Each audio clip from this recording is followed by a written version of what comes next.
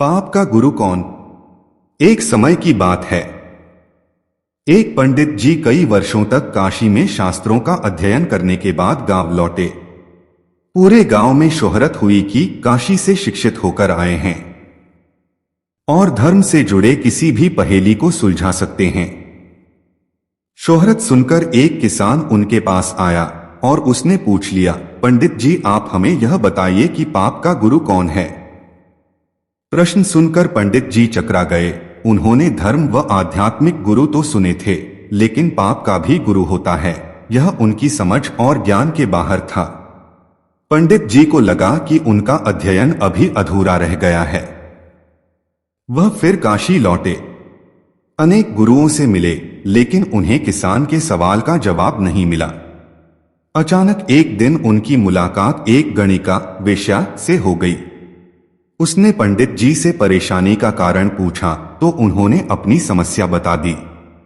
गणिका बोली, पंडित जी इसका उत्तर तो बहुत सरल है, लेकिन उत्तर पाने के लिए आपको कुछ दिन मेरे पड़ोस में रहना होगा। पंडित जी इस ज्ञान के लिए ही तो भटक रहे थे। वह तुरंत तैयार हो गए। गणिका ने अपने पास ही उनके रहने की अलग से व्यवस्था कर दी। पंडित जी किसी के हाथ का बना खाना नहीं खाते थे, अपने नियमाचार और धर्म परंपरा के कट्टर अनुयायी थे। गणिका के घर में रहकर अपने हाथ से खाना बना के खाते कुछ दिन तो बड़े आराम से बीते, लेकिन सवाल का जवाब अभी नहीं मिला। वह उत्तर की प्रतीक्षा में रहे। एक दिन गणिका बोली, पंडित जी आपको भोजन पकाने में बड़ी तकलीफ होती है, यहां देखने वाला तो और कोई है नहीं। आप कहें तो नहा धोकर मैं आपके लिए भोजन तैयार कर दिया करूंगी। पंडित जी ने मना किया।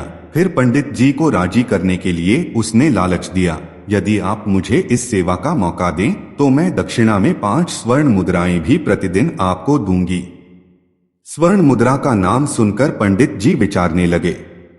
पकापकाया भोजन और साथ में सोने के सिक्के भी, अर्थात दोनों हाथों में लड्डू। पंडित जी ने अपना नियम व्रत, आचार विचार, धर्म सब कुछ भूल गए। उन्होंने कहा, तुम्हारी जैसी इच्छा, बस विशेष ध्यान रखना कि मेरे कमरे में आते जाते तुम्हें कोई देख ना ले। पहले ही दिन कई प्रकार के पकवान बनाकर उसने पंडित जी के सामने परोस दिया। पर जो ही पंडित जी ने खाना चाहा, उसने सामने से परोसी हुई थाली खींच ली।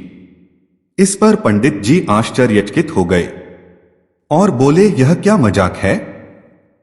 गणिका ने कहा, यह मजाक नहीं है पंडित जी, यह तो आपके प्रश्न का उत्तर है। यहां आने से पहले आप भोजन तो दूर किसी के हाथ का पानी भी नहीं पीते थे, मगर स्वर्ण मुद्राओं के लालच में आपने मेरे हाथ का बनाया खाना भी स्वीकार कर लिया। यह लोभ ही पाप का गुरु है।